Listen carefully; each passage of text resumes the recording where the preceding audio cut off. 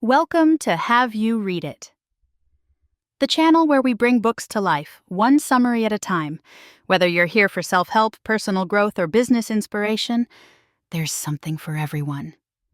Today, we're exploring Atomic Habits by James Clear, a remarkable book that breaks down the science of habit formation and provides a practical framework for building good habits and breaking bad ones. It's not about setting goals, it's about building systems. It's not about massive transformations, but tiny atomic changes that compound over time. James Clear's journey to understanding habits began, unexpectedly, with a near-fatal baseball accident in high school. The long and arduous recovery process taught him the power of small gains, how tiny improvements accumulate into remarkable results over time. He applied this principle to his academic life, his athletic career, and later to writing and building a successful business. The core concept of the book revolves around the idea of atomic habits, small changes, marginal gains, 1% improvements. These tiny changes might seem insignificant in the moment, but they compound over time, leading to substantial results. Just as atoms are the building blocks of molecules, atomic habits are the building blocks of remarkable results. Clear argues that focusing on systems, not goals, is the key to long-term success. Goals are about the results you want to achieve, while systems are about the processes that lead to those results. He identifies 4 problems with a goal-centric approach. Winners and losers often share the same goals. Achieving a goal is a momentary change. Goals restrict happiness by making it conditional, and they can be at odds with long-term progress. He illustrates the power of small gains with the story of British cycling. When Dave Brailsford became performance director, he implemented a strategy of seeking 1% improvements in everything, from bike seats to hand-washing techniques. This approach led to unprecedented success for the team. The book then explores the 3 layers of behavior change: outcomes, what you get; processes, what you do; and identity, what you believe. Clear emphasizes identity-based habits, focusing on who you wish to become rather than what you want to achieve. This shift in perspective aligns your actions with your desired self-image, making lasting change more likely. He uses the example of 2 people trying to quit smoking. One says, "I'm trying to quit," while the other says, "I'm not a smoker." The second person has already made a shift in identity, which reinforces their desired behavior. This is where the 4 laws of behavior change come in, providing a framework for building good habits and breaking bad ones. The first law: make it obvious. This involves becoming aware of your habits, good or bad. Clear introduces the Habits Scorecard, a simple exercise where you list your daily habits and categorize them as positive, negative, or neutral. He also discusses the pointing and calling technique used by Japanese railway workers to reduce errors by increasing awareness. To build new habits, he suggests using implementation intentions, planning when and where you will perform a new habit. The formula is, I will behavior at time in location. Another strategy is habit stacking, linking a new habit to an existing one. The formula is, after current habit, I will new habit.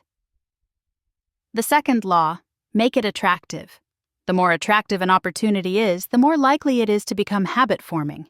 Clear explains how our brains are wired to crave rewards, particularly those rich in salt, sugar, and fat, because these were scarce and valuable to our ancestors. He introduces the concept of temptation bundling, which involves linking an action you want to do with an action you need to do. This technique is based on Premack's principle: more probable behaviors will reinforce less probable behaviors. He also discusses the influence of social norms on our behavior. We tend to imitate the habits of 3 groups: the close, family and friends; the many, the tribe; and the powerful, those with status and prestige. Joining a culture where your desired behavior is the norm can make it more attractive. The third law: make it easy.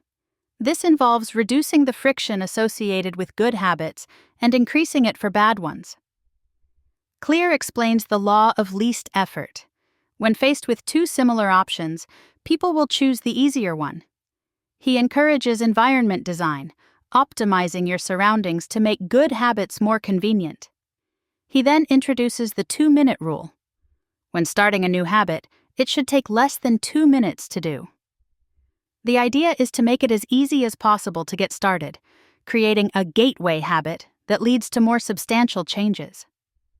He also emphasizes the importance of habit shaping, gradually scaling up your habit after you've mastered the 2-minute version.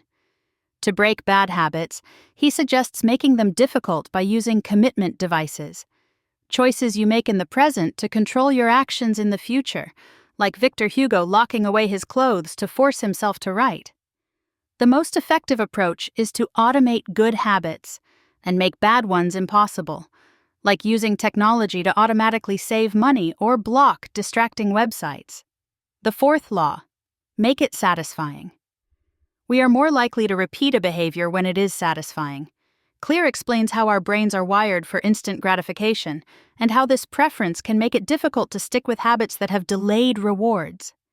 He suggests using reinforcement, giving yourself an immediate reward when you complete a habit. He also discusses the importance of habit tracking to measure your progress and make the habit more satisfying. He uses the paperclip strategy as a visual way to track progress, moving paper clips from one jar to another each time a task is completed. Clear emphasizes the importance of never missing twice. If you miss one day, get back on track immediately to avoid forming a new negative habit. To break bad habits, he suggests using an accountability partner or creating a habit contract where you commit to a punishment if you don't follow through.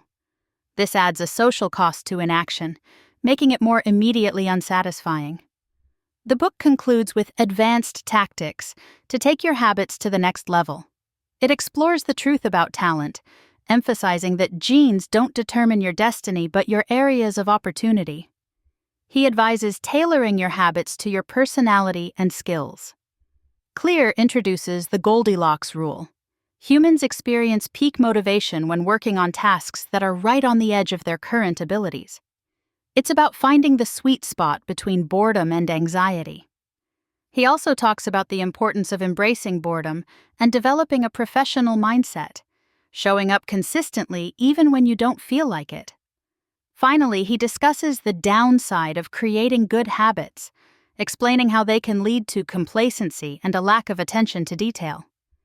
He emphasizes the importance of reflection and review to continuously improve your habits and avoid stagnation. This involves regularly evaluating your performance and making adjustments as needed. He recommends keeping a decision journal and conducting an annual review and integrity report to reflect on your progress and identify areas for improvement. So, what's the main takeaway? It's not about single, grand gestures, but about the power of tiny gains consistently applied.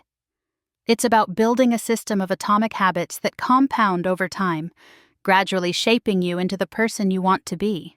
Here are a few easy-to-remember heuristics from the book. Make it obvious, make it attractive, make it easy, make it satisfying. Never miss twice. Focus on systems, not goals. And remember, small habits, remarkable results.